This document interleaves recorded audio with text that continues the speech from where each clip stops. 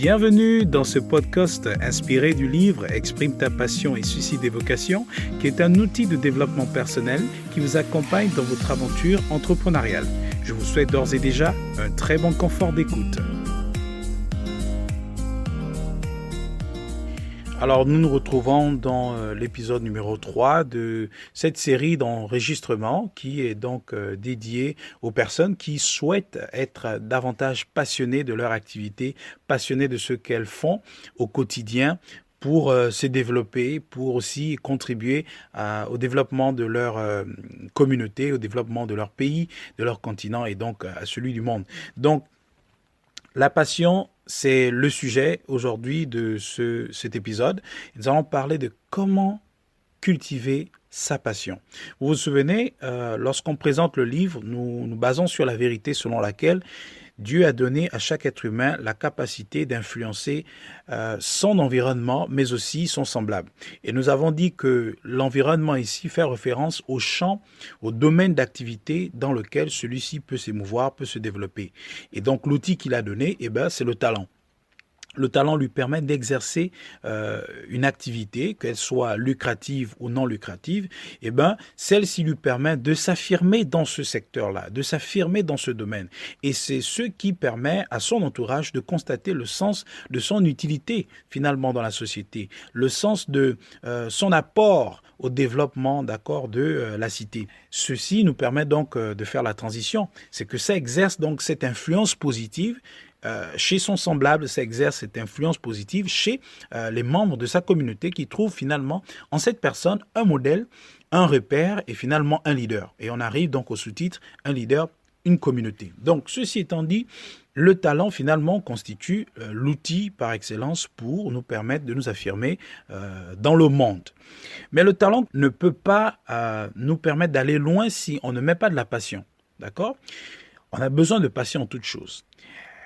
Maintenant, ce qu'on doit comprendre, c'est que la passion, c'est une émotion. Et toute émotion est susceptible donc de changer à tout moment. Parce qu'une émotion est soumise à la circonstance dans laquelle on se trouve. Par exemple, si vous avez entendu une parole blessante, vous allez ressentir une émotion de frustration, une émotion donc négative qui va vous amener à réagir aussi de façon négative. Parce qu'on réagit généralement sur la base des émotions que nous ressentons. Donc, si on met de la passion dans notre activité, ça veut tout simplement dire que nous avons une émotion positive qui finalement vous amène à vous impliquer de façon active dans votre activité, dans votre business ou bien dans le service communautaire que vous offrez à une catégorie de personnes. Il s'agit ici finalement de comment cultiver sa passion ou la maintenir dans un état donc de positivité, s'il faut dire ça comme ça, pour que nous puissions être toujours efficaces dans ce que nous faisons. Pourquoi ? C'est tout simplement parce que dans la course, dans le cheminement que nous prenons dans cette aventure de développement personnel, nous sommes confrontés à des revers naturels, à de l'hostilité, à de l'opposition. Et cette opposition peut se traduire par le manque de moyens, par l'échec, par toute situation susceptible de nous remettre en cause, de nous amener à la stagnation ou au recul.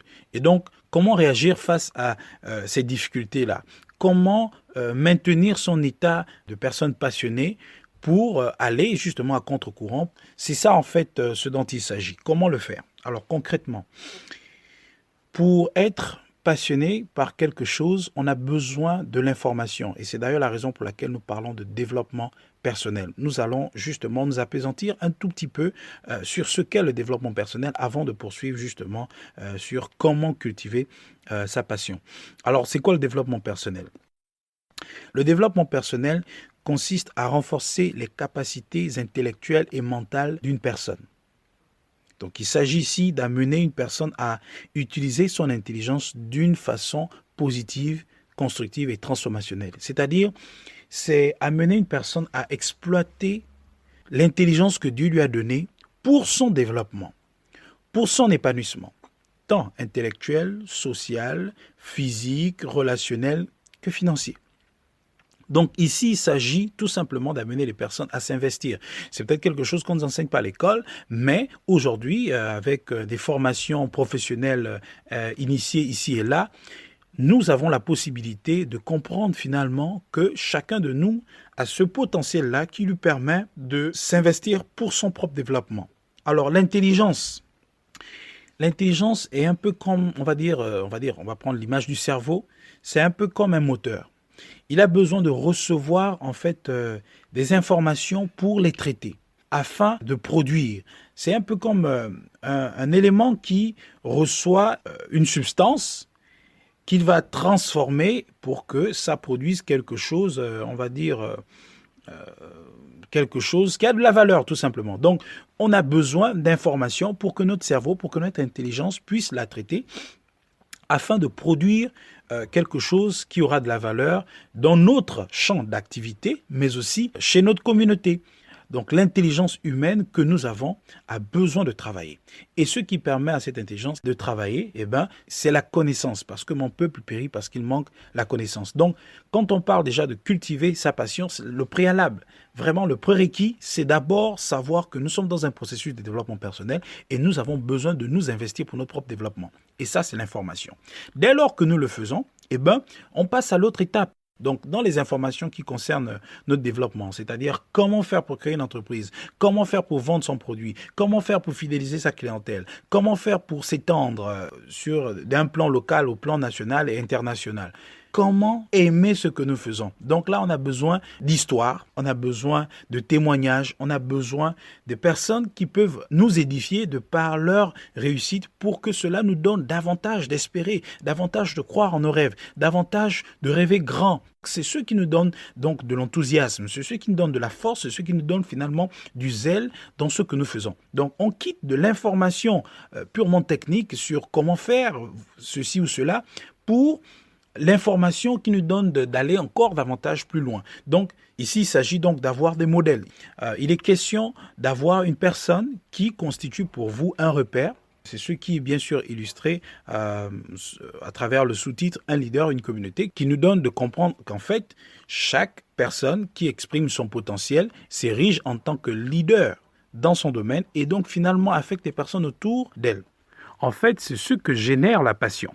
Et comme la passion est une émotion, on doit bien pouvoir se poser la question, quelles sont les informations qui peuvent nous permettre de nous maintenir en état de personnes passionnées. À partir de cet instant, on peut se référer donc aux 5 sens que nous avons, et particulièrement la vue, l'ouïe et le toucher. Aujourd'hui, nous avons la possibilité de regarder des vidéos, nous avons la possibilité d'écouter des enregistrements, des podcasts, comme vous le faites très certainement aujourd'hui. Nous avons la possibilité de lire des livres ou lire des articles qui parlent de sujets qui nous passionnent. Nous avons aussi la possibilité d'être au contact des personnes qui sont pour nous des modèles et donc des repères dans le domaine d'activité dans lequel on envisage se lancer ou bien dans lequel on s'est engagé. Donc, voilà un peu comment est-ce que nous pouvons arriver à cultiver notre passion, c'est-à-dire maintenir le contact avec ces informations-là, ces outils-là, mais aussi ces personnes-là qui constituent pour nous des modèles. Il s'agit ici de pratiquer cela au quotidien, tout en ayant aussi la notion donc, du respect, de l'équilibre, parce que c'est très important, nous l'abordons d'ailleurs dans la version journal, donc inspiré toujours du même livre, Exprime ta passion, suicide et vocation, qui nous donne de comprendre qu'on a besoin d'être équilibré. Ça donne aussi la possibilité à notre cerveau de se reposer. Pourquoi ? Parce que nous sommes des êtres humains, nous avons besoin d'être équilibrés dans la vie. Et donc l'équilibre ici, c'est par exemple faire du sport, être en famille, aller faire du vélo, aller en méditation. Ce sont autant d'activités que nous pouvons faire pour permettre à notre cerveau de se reposer parce que on a besoin d'autres informations également. Le respect de l'équilibre vient donc se greffer à cette pratique-là qui nous permet d'être au contact régulier de tout ce qui nous maintient dans cette émotion de personnes passionnées.